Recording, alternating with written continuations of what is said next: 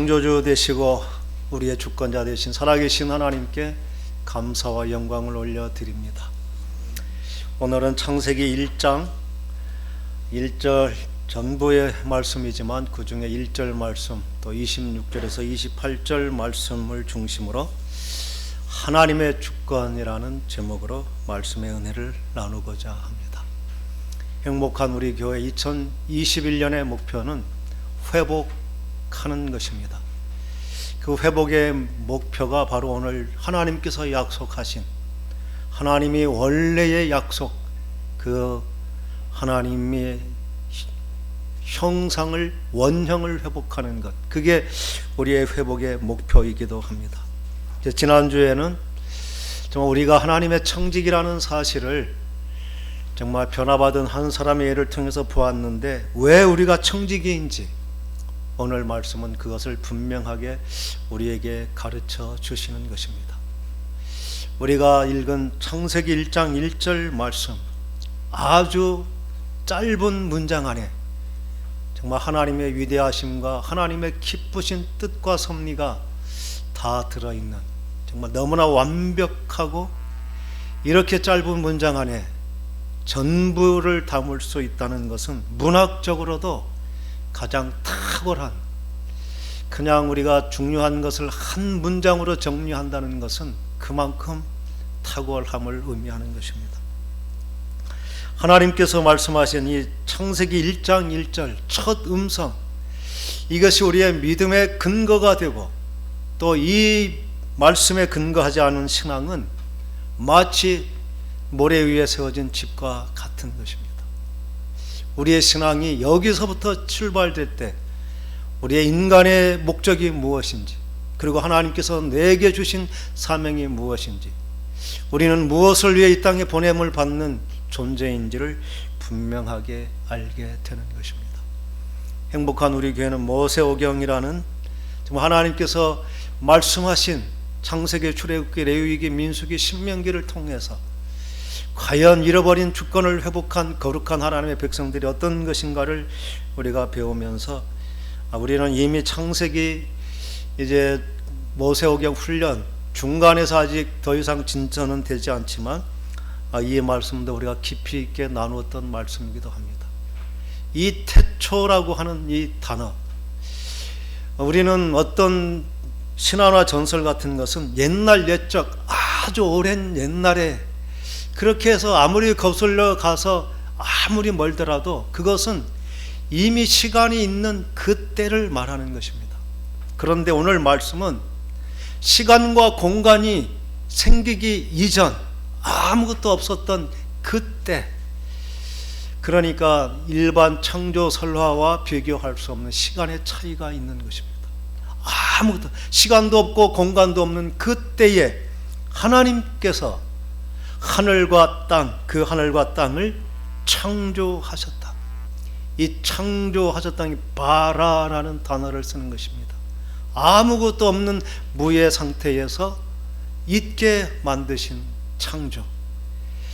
그래서 모든 창조 설화에는 신들의 싸움을 통해서 그 몸을 베어서 하늘을 만들고 바다를 만들고 이렇게 짐승을 만들고 있는 것 가지고 변화시켜서 다른 세상을 만든다는 이야기지만, 오늘 하나님이 창조하신 것은 아무것도 없었던 그때, 시간도 없었고 공간도 없었고 아무것도 없는 무에서 하나님의 작정을 따라 하늘과 땅을, 이 하늘과 땅은 우리가 보는 그 하늘과 그 땅, 이 말씀은 아무런 대상이 없는데 말씀하신 것이 아니라 하나님께서 모세를 통해 너희들이 보고 있는 그 하늘과 그 땅, 하나님께서 아무것도 없는 그때에 만들었다는 그러한 분명한 선언을 해주고 있는 것입니다.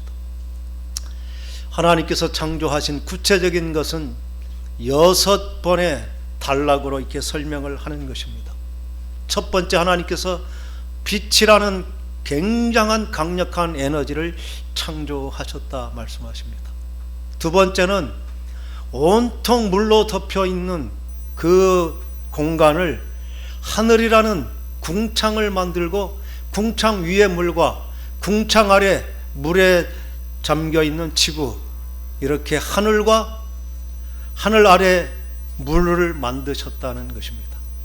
그리고 셋째 날에는 그 하늘 아래 물에 온통 잠겨 있는 지구, 그 지구에 물을 한 곳에 모이게 하고 그 물을 바다라 말하고, 또 물에 잠겨 있던 땅을 들어 올려서 드러난 것을 땅이라, 육지라 이렇게 말하는 것입니다.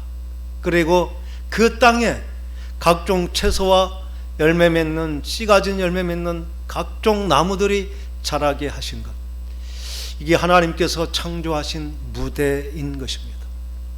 그리고 그 무대의 주인공들을 넷째 날 그 찬란한 빛을 이제 마음껏 정말 자신의 재능을 자랑할 수 있는 해와 달을 만든 것입니다.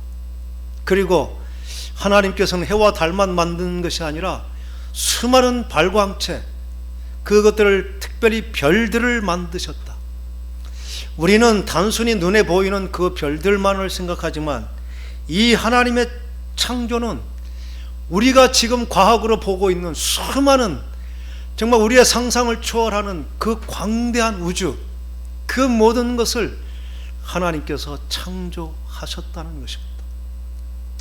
그리고 그 발광체들이 그 빛을 통해서 해와 달과 연한, 또 사시, 또 어떤 절기와 어떤 그 정말 시기를 정하는 어떤 징조를 나타내는 그러한 일들을 하게 하셨다는 것입니다.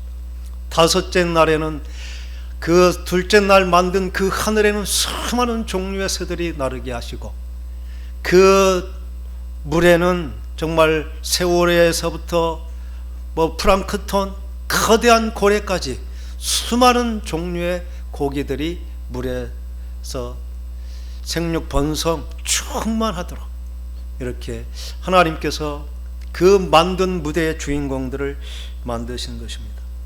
하나님의 말씀은 정확하다는 것, 공중의 새들에는 생육하고 번성하는 복을 주셨지만 바다의 물고기에는 생육 번성 충만하라.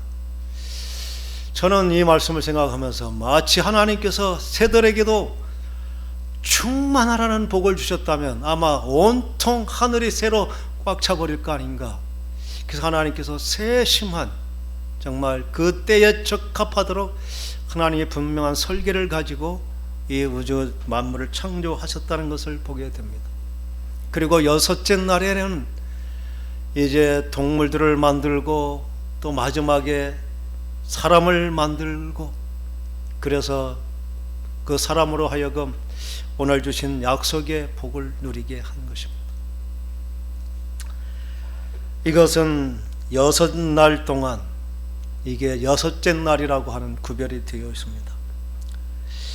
성경에 참 정통하고 정말 하나님의 말씀을 신뢰하는 사람들, 문자 그대로 날이라고 하는 것을 욤이라는 단어로 그것을 24시간이라 이렇게 제한해서 마치 하나님께서 24시간 하루 동안 그것을 창조하신 것으로, 그래서 6일 동안 144시간 안에 이 온 우주 만물을 만들었다고 이렇게 말하는 분들도 있습니다.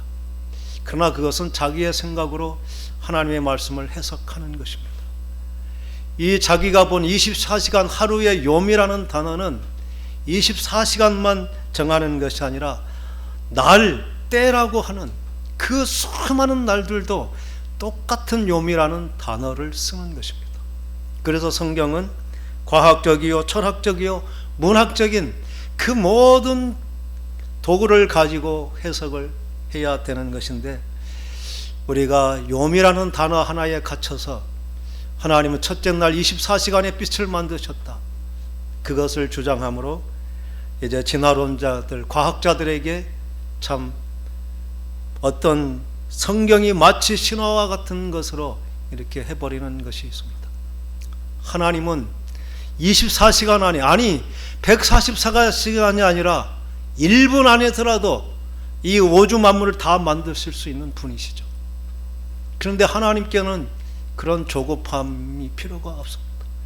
영원의 시간이 계신 하나님께서 정말 천지 만물 그 위대한 것을 만드시면서 뭐 그리 급하게 24시간 안에 그 하루를 만드실 이유가 어디 있겠습니까? 창조주 하나님은 그 시간 동안 변화의 과정 깊이 살피시면서 그 모든 순간이 좋았다라고 말씀하신 그 창조의 한순간 한순간 하나님은 섭리하시고 그 계획대로 되는 것을 보시고 기뻐하시고 즐거워하신, 우리가 어떤 물건을, 어떤 장난감을 하나 만들 때도 하나씩 조립하면서 완성되는 기쁨을 누리는 것이 목적이지, 그냥 탁 던져서 완성되게 했다면 그 완성품의 가치가 정말 제대로 우리가 느낄 수 없는 것처럼, 하나님의 창조는 그렇게 우리가 생각하는 단시간 안에 창조한 것은 결코 아닙니다.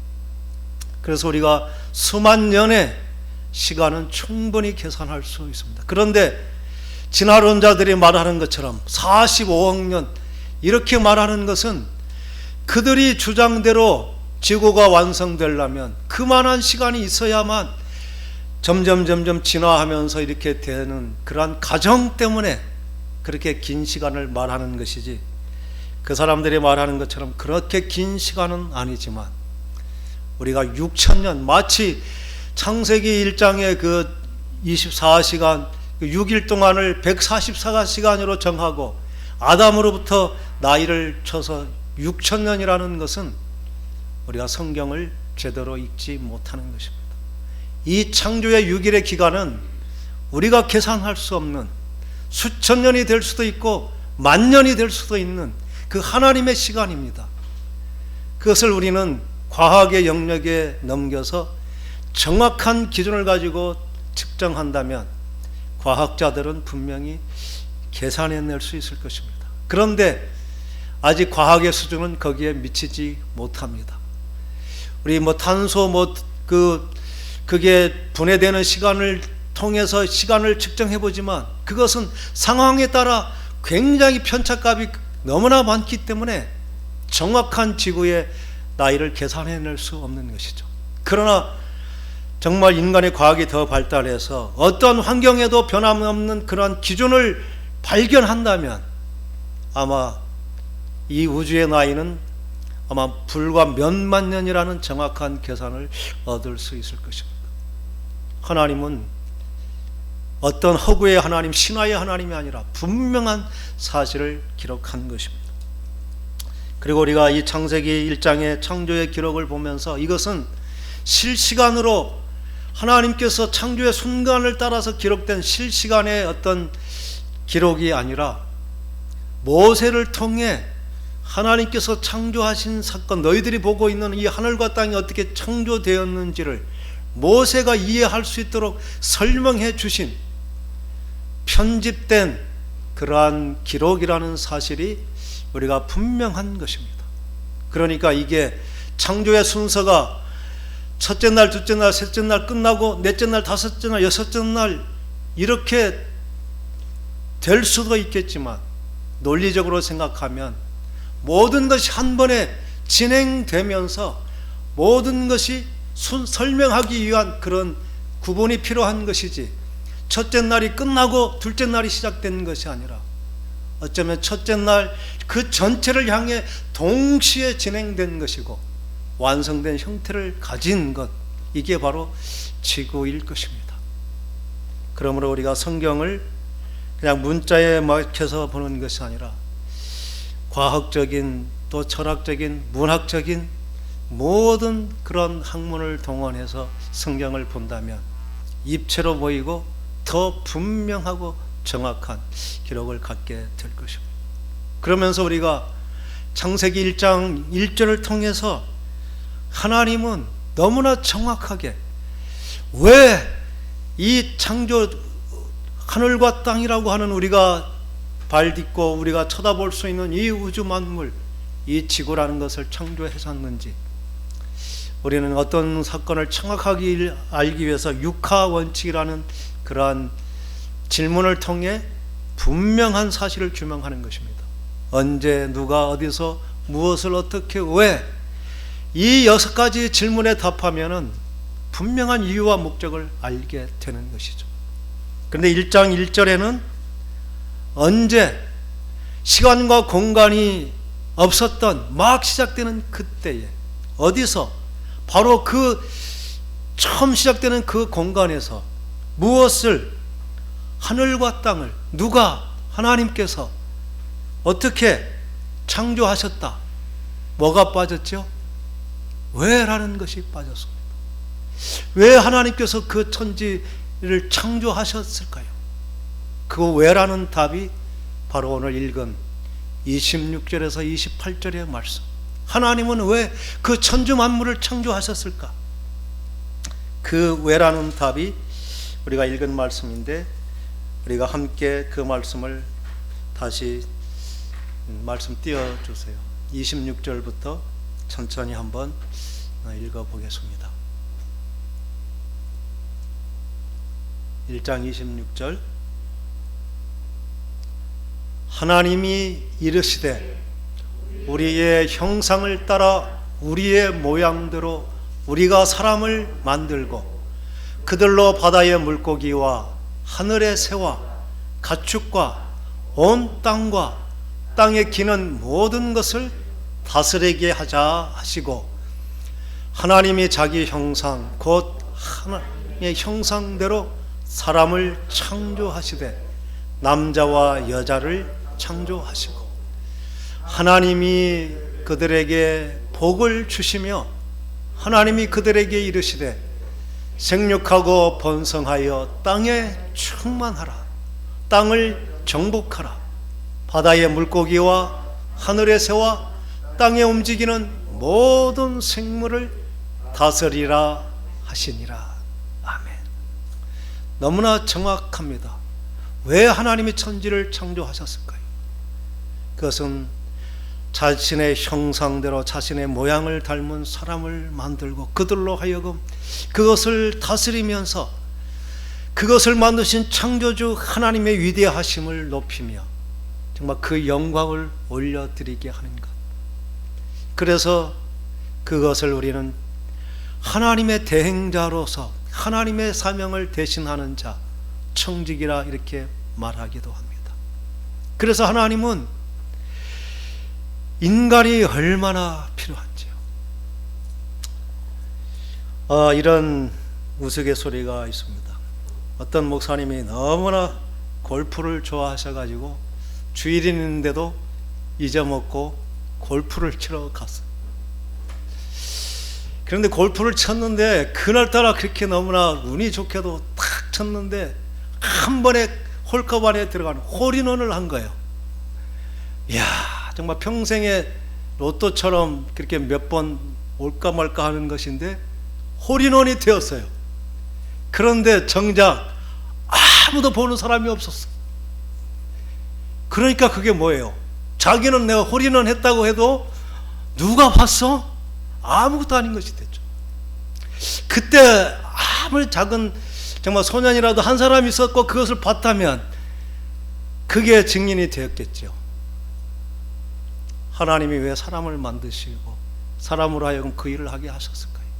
그래서 인간이 하나님을 인정하고 하나님께서 주인이시다, 하나님이 이것을 하셨다, 그 인간의 고백, 증인의 고백이 되는 것이죠. 그래서 하나님이 원하시는 것은 이거 너 줄 테니 대가를 지불하고 갚아라는 것이 아닙니다. 내가 했다는 것을 인정하고 감사하고 즐기면서 그 하나님의 영광을 드러나라. 이게 하나님께서 인간을 만드시고 인간에게 주신 것.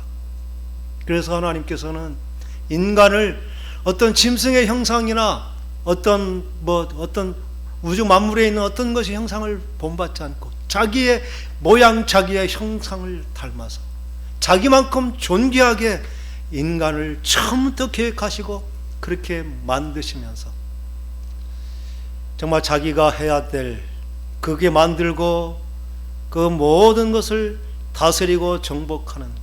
26절의 말씀은 26절 보면은 하나님이 이르시되 우리의 형상을 따라 우리의 모양대로 우리가 사람을 만들고 그들의 바다의 물고기 하늘의 새, 가축, 그리고 온 땅. 우리는 이 땅을 이제 잊어버리기 쉬워요. 온 땅을 주신다. 그리고 땅뿐만 아니라 땅에 기는 모든 것을 다스리게 한다. 다스리게 한다. 주인처럼 그것을 관리하고 책임지는 주인의 역할을 하게 한다. 이 다스림을 우리는 청지기라고 말하고, 정확하게 말하면 하나님을 대행한 하나님의 대행자, 이게 인간의 원래의 모습입니다. 그래서 우리의 인간은 우리가 뭐 더 지식이 있어야 되고 돈이 있어야 되고 명예가 있어야 되고 지금보다 더 건강해야 되고 얼굴이 더 예뻐야 되고 가문이 좋아야 되고 그런 것이 전혀 아닙니다. 우리는 처음부터 어떠한 환경, 어떠한 조건 가운데 주어져 있을지라도 하나님의 형상을 닮은, 하나님의 존귀함을 입은 자, 이게 하나님의 창조가 우리에게 약속하는 것입니다. 하나님은 그 계획 그대로 자기의 형상을 담도록 우리를 만드시고, 하나님께서 하늘과 땅과 그 가운데 있는 모든 생명체, 그리고 땅이라는 환경을 다스리는 그러한 주인으로 하나님의 주권을 우리에게 양도해 주신 것이죠. 그래서 이게 하나님의 모든 것이 주인이시지만 이 모든 것의 주인인 하나님이라는 것을 인정하면서 내가 그 주인의 것을 대행하는 것, 이게 하나님께서 우리에게 주신 원래의 모습인 것입니다.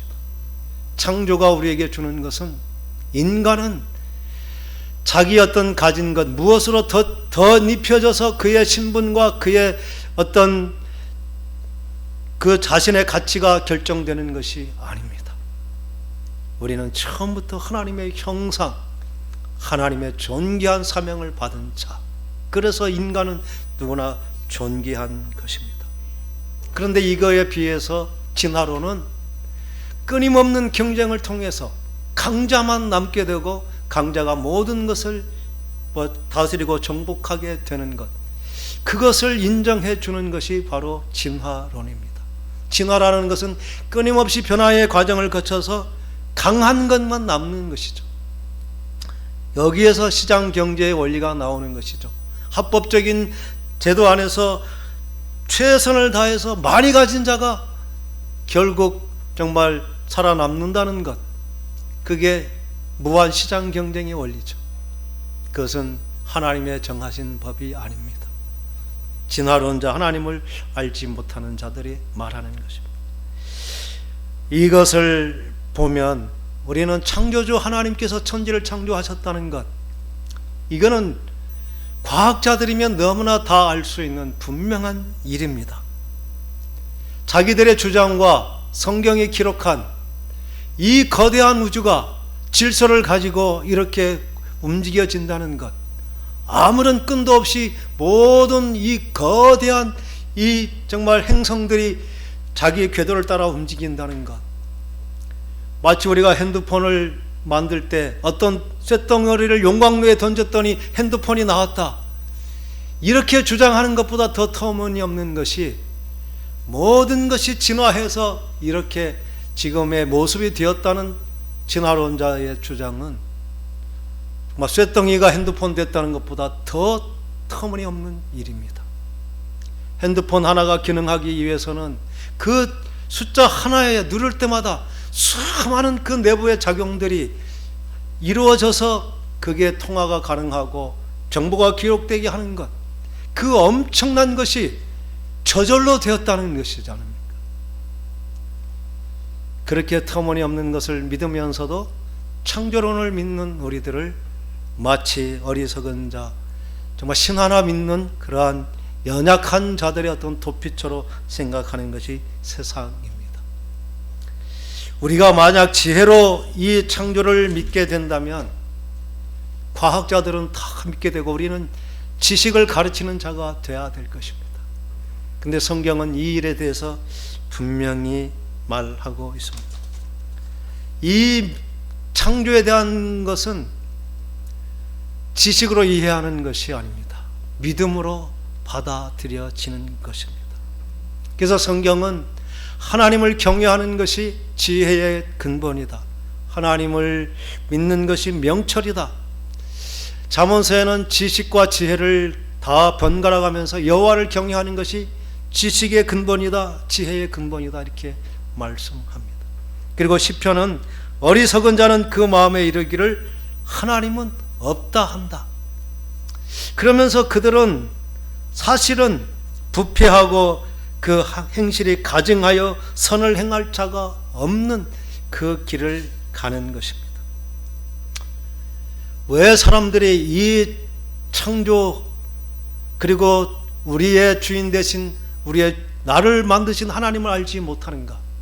지식의 문제가 아니고 그 마음이 에베소 4장 18절에 이렇게 말합니다.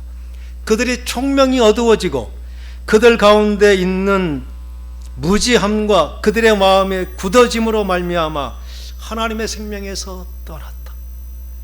그들의 총명이 어두워지고 그들의 마음이 굳어진 것, 이것은 인간에게 저절로 된 것이 아니라 사탄이 부추긴 말을 통해 그들의 마음이 혼미하고 어두워져 버린 것입니다. 그래서 로마서 데살로니가 후서 3장 2절은 이렇게 말합니다. 또한 우리를 부당하고 악한 사람들에게서 건지시옵소서 하라. 믿음은 모든 사람의 것이 아니다.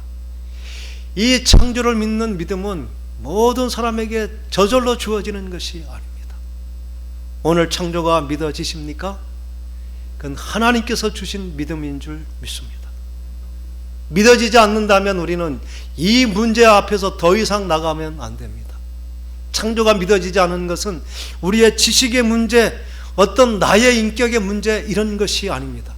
영적인 믿음의 문제이기 때문에 이것은 하나님께서 주시지 않으면 그냥 알 수는 있죠. 이해할 수는 있죠. 아는 것하고 이해하는 것하고 믿는 것은 다른 것입니다. 믿는다는 것은 그것을 생명으로 믿고 생명을 목숨을 걸고 그 믿음대로 살아가는 것, 이게 믿음인 것입니다. 그런데 수많은 사람들은 알고 이해는 하지만 믿지는 못하는 것. 귀신들도 예수님이 하나님의 아들이신 것을 알지요. 그러나 믿지 못합니다. 만약 귀신들도 믿고 예수의 발 앞에 엎드려 자신들의 죄를 자복하고 믿음을 고백한다면 귀신이 떠나고 그들도 구원을 받겠죠. 그런데 안타까운 것은 그게 알면서도 안 된다는 것입니다. 제가 텔레비를 잘 안 보는데 그 삼광빌라 보니까 그 대표님의 그 큰딸인가 알면서도 내가 사랑하지 하는 사람이 다른 데를 보면 그 사람을 놓아줘야 된다는 것을 알면서도 안 된다는 거죠. 그를 빼앗기면 안 되니까 어떻게 하든지 정말 괴롭혀야 되는 것. 그게 바로 인간의 사탄의 매인 인간의 마음입니다. 내 의지대로 된다면 얼마나 좋을까요?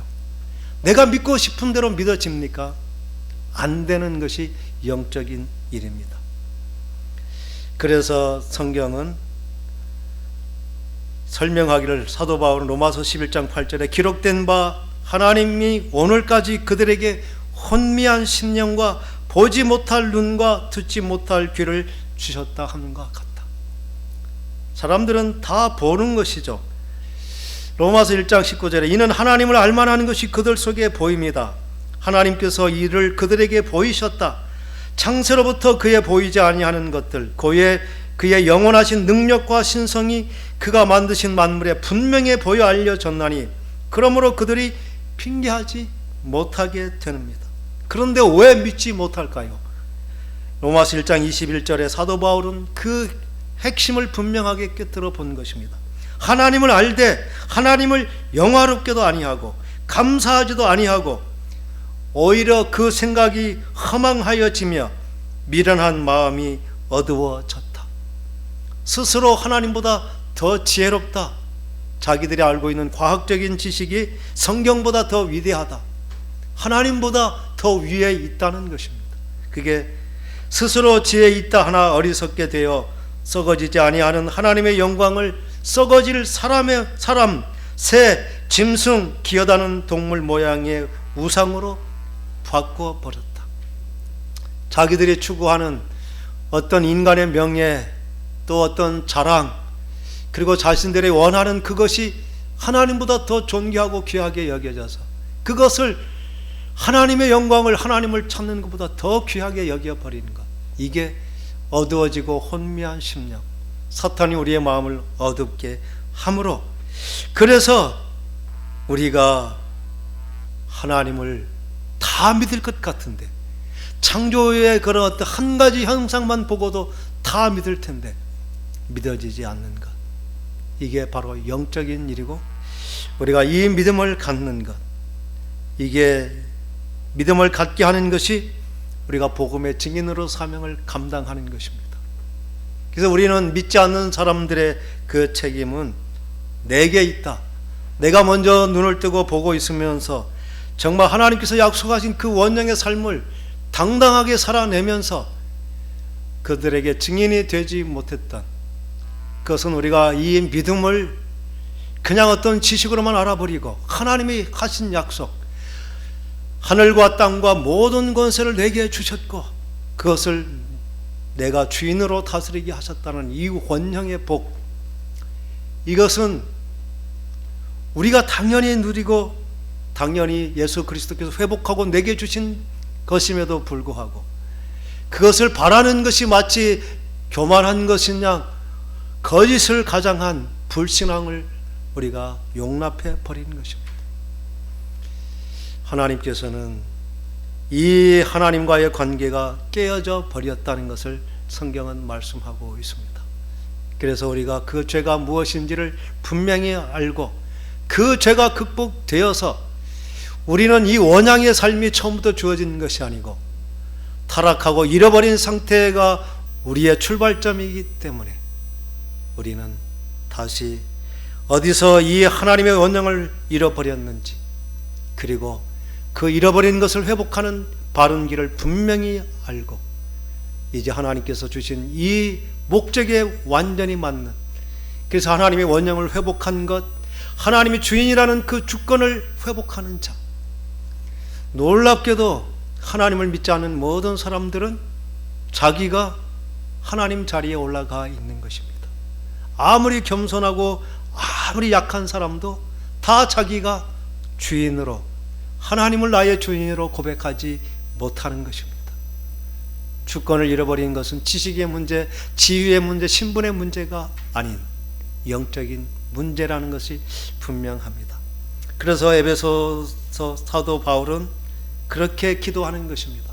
1장 17절에 우리 주 예수 그리스도의 하나님 영광의 아버지께서 지혜와 계시의 영을 너희에게 주사, 하나님이 지혜와 계시의 영을 주실 때 우리가 하나님을 알게 되고, 또 너희의 마음의 눈을 밝히사 그의 부르심의 소명이 무엇인지, 하나님께서 성령으로 감동해 주시고 우리의 마음의 눈이 열릴 때 비로소 하나님께서 인간에게 약속하신 그 사명, 그게 소명이죠.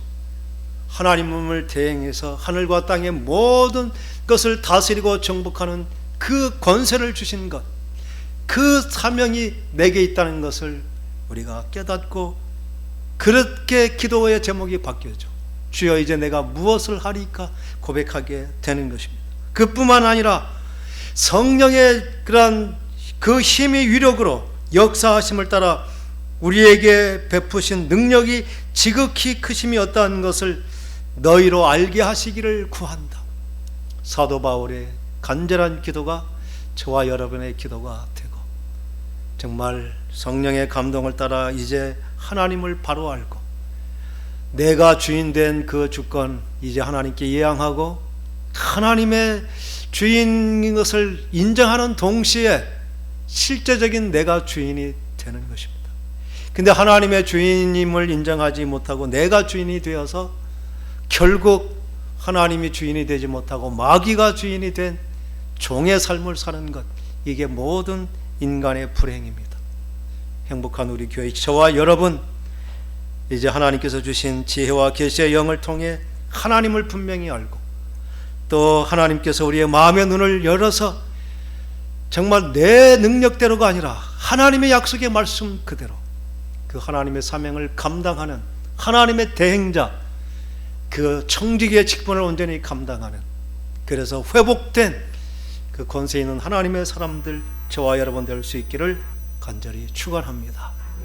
기도하겠습니다. 살아계신 아버지, 2021년 주여 이제 회복하게 하소서.